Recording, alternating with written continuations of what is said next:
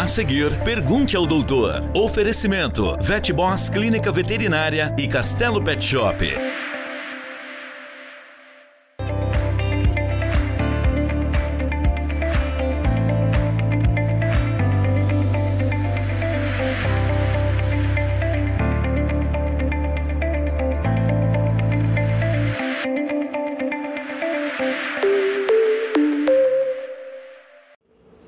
Olá, começando hoje mais um Pergunte ao Doutor e eu estou aqui na companhia do veterinário Dr. Gustavo Maluf. Nós vamos falar sobre os perigos da automedicação em cães e gatos.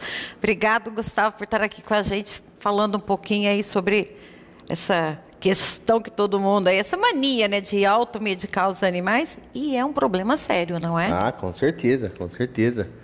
Hoje em dia, a gente ainda com acesso do Google aí, né, internet, rede social, a gente consegue informações, mas muitas vezes não é o suficiente. A gente, né, pega a informação pela metade, a gente acaba não sabendo ver qual a funcionalidade do medicamento, qual a função dele, mas não o que ele pode fazer de mal para o pet, né? E a gente às vezes também está acostumado a tomar um remédio, acha que para ele é a mesma coisa e não é. Então vamos ver o que o pessoal aí quer saber, vamos tirar as dúvidas aí.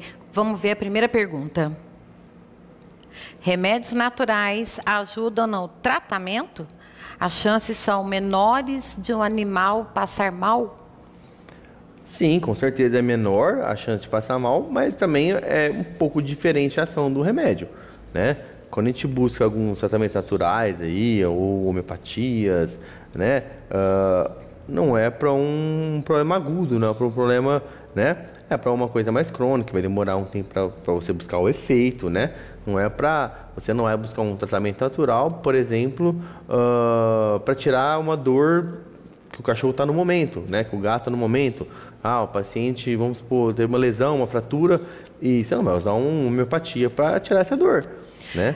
Esses medicamentos naturais são para tratamentos específicos? Sim, tratamentos são mais crônicas, né? Tratamentos que você não precisa de uma, né, urgência ali na correção. Aí você vai... Um cachorro que tem recorrência a ter uma infecção urinária, por exemplo. Aí você vai tratar a infecção urinária primeiro, né? Que está ali no caso. E aí você mantém a homeopatia ou o tratamento natural para você adquirir uma resistência maior, uma dificuldade de voltar mais essa doença, se espaçar mais, mas você não vai usar ela para corrigir de maneira imediata, né? Isso aí você não vai conseguir. Tá, então é a longo prazo. Vamos ver a próxima perguntinha. Consigo comprar remédio para cachorro sem prescrição da receita? Infelizmente, né? É diferente da farmácia humana, que acaba, né? A gente sabe que em alguns casos você consegue, mas no geral um antibiótico ou um remédio controlado, né? No geral você vai precisar da receita médica, né? Para você comprar hoje, a gente, né? Vamos colocar pontos aí, né? A gente sabe que tem muitos pet shops, né? Tem muitos farmácias veterinárias que são éticos, que eles vão, se você for lá procurar um medicamento, eles vão falar, olha, você precisa passar por um veterinário para que você consiga saber qual remédio dá. Eu não sei te fazer essa informação, mas a gente sabe que em muitos lugares se vende remédio no balcão, mesmo sem prescrição, né? Que não é o ideal. Isso é complicado também, né? Você vai comprar o remédio achando que é uma coisa, pode ser outra. Sim, não, eu vou dar um exemplo bobo, assim, por exemplo, a enrofloxacina é um antibiótico que você pode utilizar em cães e até em gatos, dependendo da quantidade. Só que, usando de maneira errada, ela é retinotóxica, ela dá uma toxicidade na retina do gato e pode causar uma cegueira temporária ou até permanente do gato.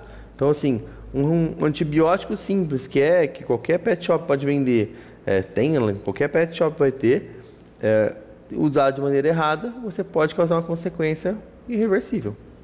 É sério, então, a coisa. Mais uma perguntinha. Quais as reações mais comuns com a medicação errada?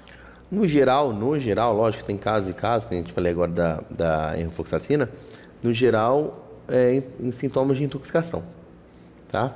náusea, né? Vômito, diarreia, febre, né? Esses são os sinais, né? Salivação, sinais de intoxicação. No geral é isso, tá? A maior questão dos remédios que são feitos de maneira errada é que o gato e o cachorro têm mais dificuldade em eliminar esse medicamento. Então, um remédio que demoraria às vezes 2 horas para ser absorvido e eliminado no corpo do ser humano, às vezes fica dias ali dentro do gato. Então, do gato, do cachorro. Então, esse é o problema. Então, é uma infecção, uma intoxicação, tá? Nossa, então demora dias. Em alguns casos, sim. Mais uma perguntinha. Vamos lá, vamos ver as dúvidas. Guilherme, percebi que o meu cão está com a temperatura alta. Posso dar remédio que eu uso para febre? Esse é um caso legal, porque assim, a dipirona, no caso, é um coringão. É um coringa que ela pode ser usada em cães e gatos e não vai fazer mal. Lógico, tem que ter o controle, né? Você saber a quantidade que você vai dar, vai de maneira por cima aí, 1 gotinha por quilo, se for de gotas, né? Tem que ter cuidado com o excesso ou com uma administração. Mas a dipirona é um coringão, é um remédio que é legal você ter em casa, num caso de febre, de dor, ela funciona bem e não vai fazer mal, tá? Um susto que você pode ter é que ela, em gatos, causa salivação. Então o gato às vezes começa a babar, salivar, mas é normal, não é nada patológico, nada que indique uma intoxicação, nada preocupante. É porque o remédio é amargo, não é? Tem a salivação, o gato a pessoa fica preocupada, ele está salivando, o remédio fez mal, não é, porque a dipirona... Nesse caso não vai ter problema nenhum. Tá? Então a dipirona é um coringão, uma coisa que você pode usar. Existem vários remédios humanos que você pode usar. A questão é você saber se pode usar, quando usar, e tem uns que você não pode usar. Tem remédio que é do nosso dia a dia, um ibuprofeno, um diclofenaco, que é do nosso dia a dia, que não se pode usar em cães e gatos. E aí acaba usando. Tem uma curiosidade que muitas vezes as pessoas falam, coloca um pouquinho de açúcar na dipirona para dar para o animal. Pode fazer. Não tem problema. Na verdade, assim, no geral, como pra gente é um pouco diferente. A gente toma remédio porque a gente sabe que a gente tem que tomar remédio. Então, para nós, o remédio pode ser ruim, pode ser bom, a gente toma porque a gente sabe que tem que tomar. Eles não têm essa noção que eles têm que tomar remédio.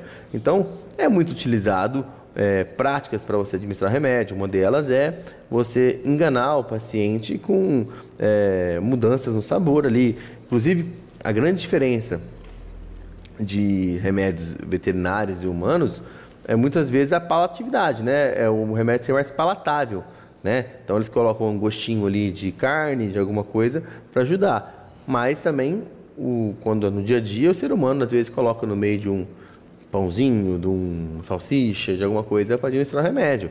Nesses casos eu falo, é muito melhor que o paciente, mesmo que não é o ideal que ele se alimente de algumas coisas que não são, né? Mas que ele tome o remédio nessa situação, mesmo que tenha que colocar uma outra coisa ali para ele tomar o remédio, do que não tome o remédio. Porque aí não vai ter jeito de fazer o tratamento. O importante é fazer o tratamento. Com certeza. Mais uma pergunta. Essa daí já foi. Vamos ver uma outra, que a Linda está falando da febre. Quais doenças podem ser agravadas por uso indevido de medicamentos em cães e gatos? Pode levar à morte? Pode, alguns podem, né? É uma intoxicação muito alta. Eu vou dar um exemplo muito bobo, assim. Tratamento de otite, né? De dor de ouvido ali, de infecção de ouvido em cães e gatos. Muitas vezes a pessoa vai lá, compra o remedinho na farmácia, ou então até compra um remédio em pet, sem uma orientação veterinária, e ela vai lá, aplica 4, 5 dias, fica bom, passa uma semana, volta a otite. Ela vai lá, aplica mais 3 dias, fica bom, passa 10 dias, volta a otite. Com o passar do tempo, o paciente vai adquirindo resistência aos antibióticos. E aí chega no ponto que ele vai ter uma otite crônica que não tem nada que cura, que não vai ter nada que resolva, né? Que o paciente vai ter otite, você vai entrar com antibiótico oral, tópico, vai fazer tudo mudando o antibiótico e tudo mais, mas criou uma resistência. Por quê? se preconiza que você aplique os medicamentos quando é tópico, ali 30 dias seguidos, sem parar. Mas a pessoa vai lá, aplica 5, para. 3, para. Aplica 2 dias no final de semana, melhorou, para. Vai adquirindo uma resistência. E quando vê, fica muito mais difícil tratar. Essa questão do tratamento tem que fazer certinho, né, Guilherme? Porque, como você falou, é 7 dias, 10 dias, tem até tratamento que é de 15 dias ou um mês. Então tem que seguir certinho, porque senão você vai cortar esse tratamento. Sim, um tratamento corriqueiro, que é até um assunto que a gente já conversou aqui no programa. Doença do carrapato, né, erliquiose. O tratamento se preconiza ali pelo menos 3 semanas, 21 dias, ou pode chegar até 28, 35, 40 dias, depende do caso, tá? Então vai depender do caso. Então o que acontece? Muitas vezes a pessoa vai no pet shop e fala, meu cachorro tá assim, vou comprar o remédio desse carrapato. Compra lá para 10 dias, faz 10 dias, o cachorro vai melhorar. Só que depois piora, depois começa a voltar. Não corrigiu a doença, você controlou e vai voltar. Então, assim, existe toda a orientação veterinária para que você faça o tratamento, exames que você faz, em alguns casos, por exemplo, nesse carrapato, que você faz para confirmar se o tratamento foi eficaz ou se precisa prolongar. Então, são coisas que se você não passar por um veterinário e você fizer o tratamento por conta, você não vai saber. E aí pode acarretar em problemas, até a morte. Isso é complicado. Mais uma perguntinha. Vamos lá, vamos ver aí qual é. Após o envenenamento, o que pode dar para o animal até chegar ao veterinário? Tem algumas coisas que podem ser feitas, carvão ativado, né, vai ajudar. Em alguns casos, indução de vômito, né? A gente vê alguns casos que a pessoa usa até água oxigenada ali para induzir o vômito do cachorro. Mas o ideal é não pensar em nada, pôr no carro e levar para o atendimento. Leite. Muita gente já deu leite nessa questão, assim, para gato, caso está envenenado. Eficácia. O carvão ativado protege ali, dificulta a absorção do envenenamento. E o ideal é, antes de pensar qualquer coisa, né? O tempo que você vai pegar ali o carvão ativado, diluir, fazer, se você tiver, ou então comprar, já leva ao veterinário e resolve o problema. O certo é pegar o animal que está envenenado e leva direto, sim. Porque talvez pode nem dar tempo de você fazer uma medicação desse carvão. Se você pensar em fazer alguma coisa, talvez você está tirando a pequena possibilidade de ele sobreviver com o tempo que você está deixando de levar ele para o atendimento. É complicado. Então, gente, sai correndo com o bichinho. Mais uma pergunta. Tem uma Shih Tzu e ela vomita com frequência. Sempre que isso acontece, dou bromoprida para ela. Tem problema? Não, esse é o tipo de remédio que tem indicação, pode ser feito, né? Existe ele tanto humano quanto veterinário. O Vonal, por exemplo, pode ser feito também, né? Ondansetrona. Existem alguns remédios que podem ser feitos na rotina, mas é aquilo, o porquê que ela está vomitando? Qual que é a causa do vômito? É só porque ela come muito rápido? Pode ser. Mas pode ter alguma alteração gástrica? Pode ter. Né? Pode ter alguma insuficiência renal, por exemplo? Pode ter. Então, seria um caso dela ser avaliada, fazer alguns exames, né? Descartar algumas possibilidades, porque não é normal ninguém ficar vomitando, nem ser humano, nem cachorro, ter vômitos recorrentes. Então, essa questão aí, ela é bom investigar, porque pode ter, como você falou, um problema aí, e esse problema pode se tornar sério. Qualquer alteração, qualquer situação que foge da normalidade tem que ser avaliado, né? Do mesmo jeito que não é normal para a gente ter vômitos do nada diariamente, assim não é normal para o cachorro. Do mesmo jeito que não é normal para um ser humano ter febre diariamente, não é normal para um cachorro. Do mesmo jeito que não é normal para a gente uma secreção purulenta saindo do nariz, não é normal para o cachorro. Do mesmo jeito que para a gente não é normal acordar com o olho todo colado, remelado, não é normal para o paciente. Do mesmo jeito que para a gente não é normal a gente perder o apetite, tá sem fome, o cachorro também não é. Então, assim, são coisas que acontecem normalmente quando a gente está doente. Então, fugiu da normalidade, tem sintomas, leva para o veterinário, fazer uma avaliação. Vamos ver aí qual é a dúvida de mais uma perguntinha aí que a pessoa existem raças de cães ou gatos mais sensíveis a certos medicamentos? Acho que isso é normal até porque nós temos essa questão também, né? A raça não, mas tem a questão existe, por exemplo, algumas raças, por exemplo, os colis aí, que se tem uma sensibilidade à ivermectina, tá? Isso aí é um dos casos. Mas no geral também tem a questão de paciente para paciente. Assim como a gente, por exemplo, eu tomo antibiótico, para mim é normal, eu tomo tranquilo, isso não me faz mal. Tem gente que toma antibiótico e desencadeia vômito, né? Isso aí acontece também. Então, tem sim a questão de raça, nesse caso de ivermectina, por exemplo, é um exemplo, mas também tem a questão de paciente para paciente. Então, tem paciente que vai tomar um remédio que para ele faz muito mal e para o outro não faz. A questão aí, né? Você deu o remédio, ele foi no veterinário, deu o remédio, está fazendo mal, tem que voltar lá para fazer a troca desse medicamento. Normalmente, os veterinários já têm uma certa experiência e já comunicam, ó, eu vou passar esse tratamento, mas se por um acaso começar a vomitar, me avisa que eu vou passar um protetor hepático, um protetor de estômago, vou passar um remedinho para evitar que vomite. Então, você vai fazer uma medicação antes e esperar um pouco para entrar com antibiótico, com o remédio que vai ser feito. Isso aí é igual a gente mesmo. Tomar um remédio a mais ali, já tem que tomar um remédio para o estômago, porque senão vai dar um probleminha aí. Bastante. Vamos a mais uma perguntinha. Quais exames podem ser necessários após a ingestão acidental de um remédio humano por um pet? Exames não tem muito essa questão de exames, porque foi ingerido, então a gente vai saber que aquilo que intoxicou, né? Não é um caso que a gente tem que avaliar para ver qual é a causa do problema. Agora, no caso de ingestão, às vezes passar uma fluidoterapia ou uma injeção de água para buscar eliminar o mais rápido possível esse medicamento, né? Exame especificamente, exame de sangue, coleta, isso aí não vai ter. Em alguns casos, por exemplo, de um remédio que fez muito mal, causou uma irritação muito grande, gastro, às vezes fazer um exame de imagem, um ultrassom, para ver se causou uma úlcera, alguma coisa. Sim, mas no geral não existe um exame específico para uma intoxicação com remédio. É bem tranquila essa questão, né? Só mesmo levar o animalzinho lá no pet para buscar a eliminação do remédio, né? Obviamente, alguns casos, um excesso, um remédio que é tóxico, foi feito de maneira muito, né? Pode causar consequências renais, hepáticas, ao longo prazo, e isso pode desencadear uma morte, né? Pode vir a falência.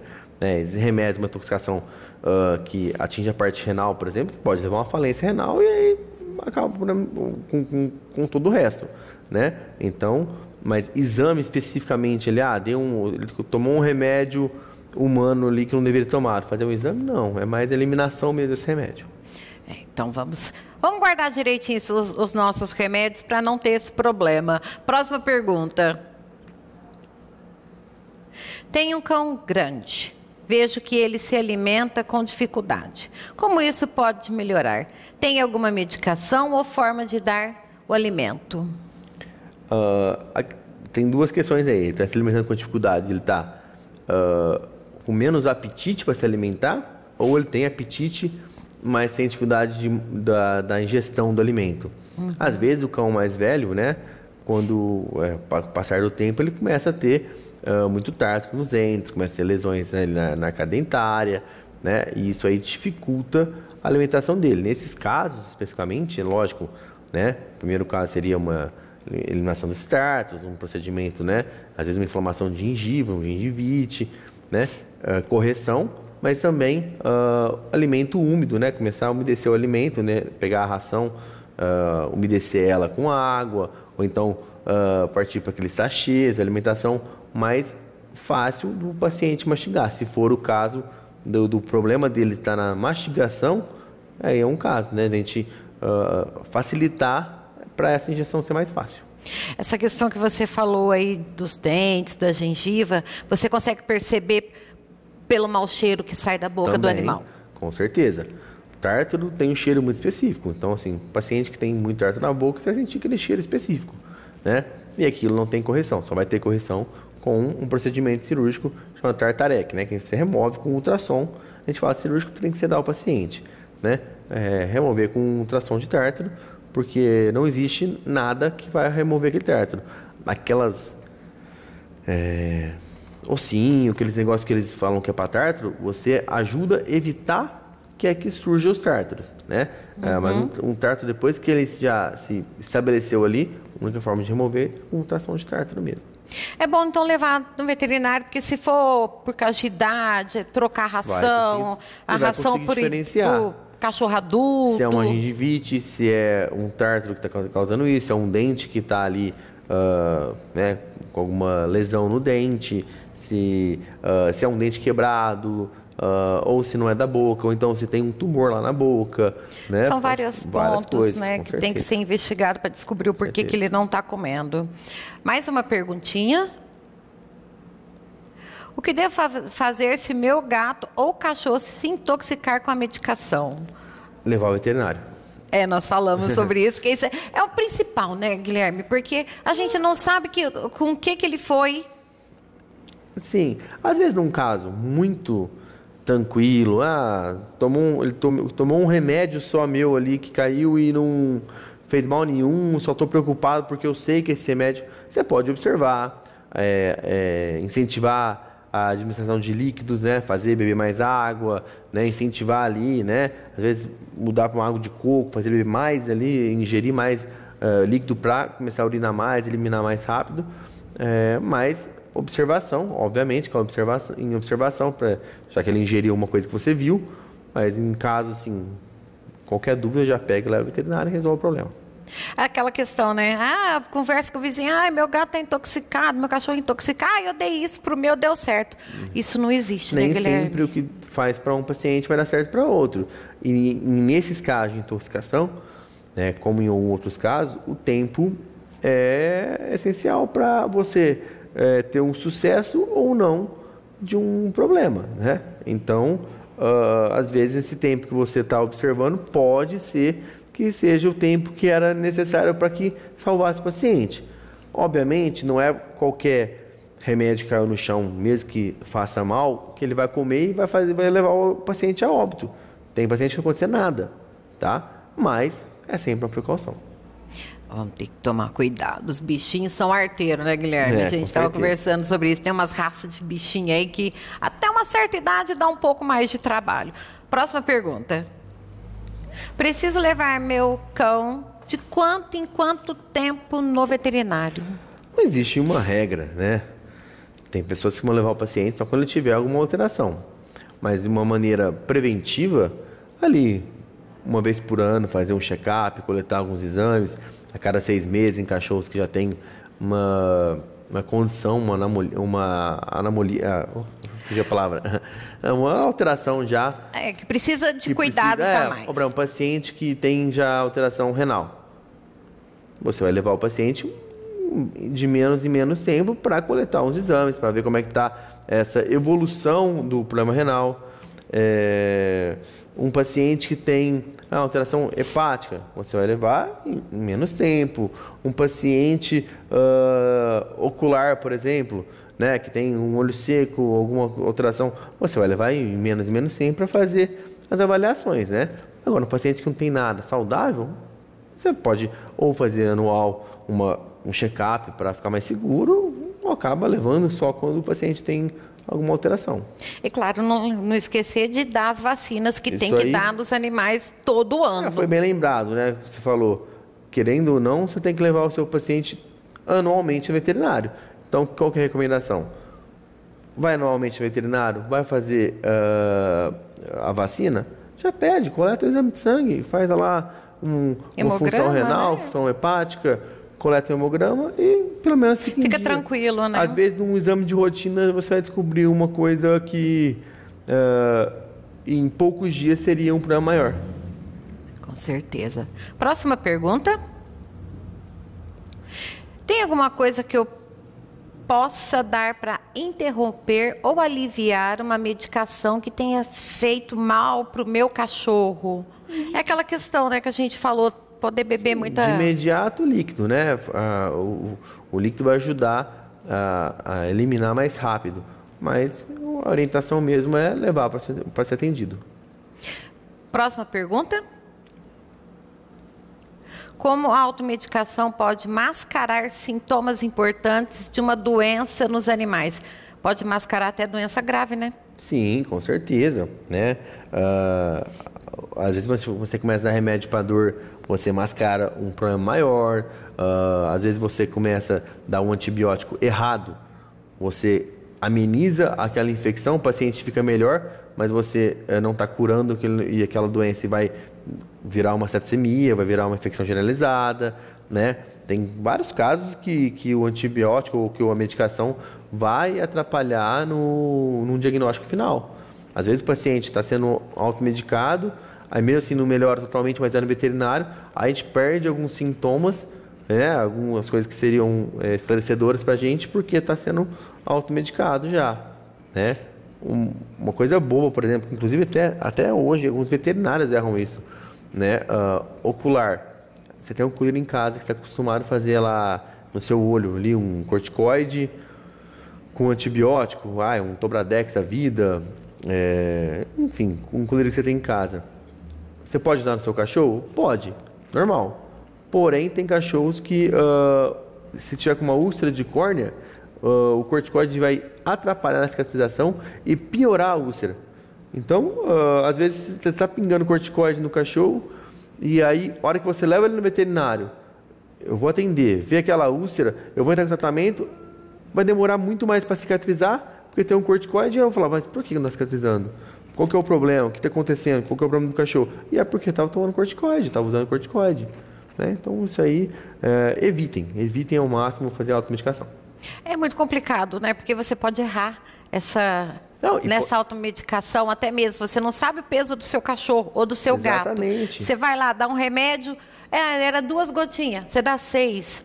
Pode dar qualquer problema sério ali. Também uma besteira, às vezes você está gastando uma fortuna em remédio, vai lá no pet, compra um monte de remédio, só que você está dando uma subdosagem. Então, assim, não está fazendo efeito nenhum. É o remédio certo, é a condição certa, seria o tratamento ideal, só que na dosagem abaixo não vai fazer efeito nenhum.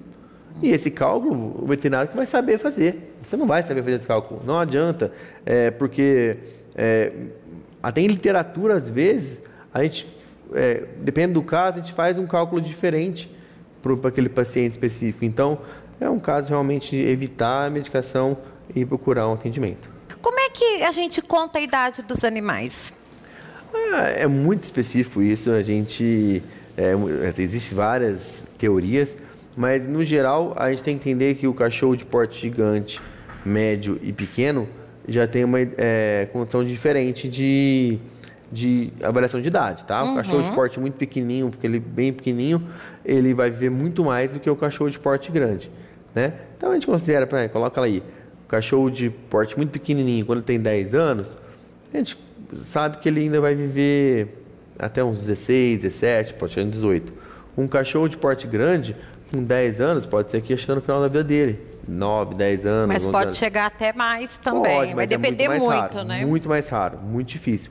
Então, a gente já consegue precisar que de 0 a 10 para um cachorro de porte grande é uma idade muito velha. Então, com 10 anos é muito velho.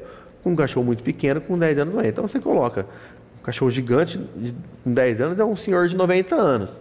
Mas um cachorro pequenininho com 10 anos ainda não é, já um senhor de 70, entendeu? Então é diferente, essa contagem depende de vários fatores aí. Bom, para a gente terminar, vamos deixar o recadinho sério para todo mundo, parar com essa mania de dar o medicamento para o seu cão, para o seu gato, porque pode levar a óbito, pode ter complicações, o que era uma coisinha simples pode virar um problemão. Leva no veterinário para saber realmente o que é e fazer o tratamento certo. Muitas vezes a pessoa vai no pet, compra o remédio sem prescrição, vai na farmácia, no pet, e acaba gastando 2, 3 vezes mais do que ter ido numa consulta e dado o remédio certo. Porque faz um remédio, não funciona, faz outro, não funciona, faz outro, não funciona. E aí, quando vai, é muito pior, porque às vezes vai gastar 3 vezes mais também para tratar o que deixou de tratar. Às vezes você vai perder seu paciente, vai perder o seu pet por conta disso. Então, assim, o cachorro doente, passa no veterinário, faz uma avaliação, faz o remédio adequado para ele, Tá? Às vezes está tratando, o cachorro podia resolver uma coisa em uma semana, acaba virando um tratamento de 30 dias porque está tratando errado, aí até achar que a medicação certa. Então, procura um veterinário, leva para o atendimento, vai no veterinário da sua confiança, procura um atendimento, faça isso é importante também. Seja fiel à prescrição do seu veterinário. Se ele prescreveu o que é para fazer de manhã e de noite, faça de manhã e de noite. Se é um comprimido, é um comprimido, né? Faz certinho que vai dar tudo certo. Obrigado, Guilherme. Fechou? Fechou. Até semana que vem. Até semana que vem, se Deus quiser. Bom, então a participação hoje do veterinário Dr. Guilherme Maluf, nós falamos aí sobre os perigos da automedicação e nos animais aí, nos cães e nos gatos. E eu volto amanhã. Tchauzinho.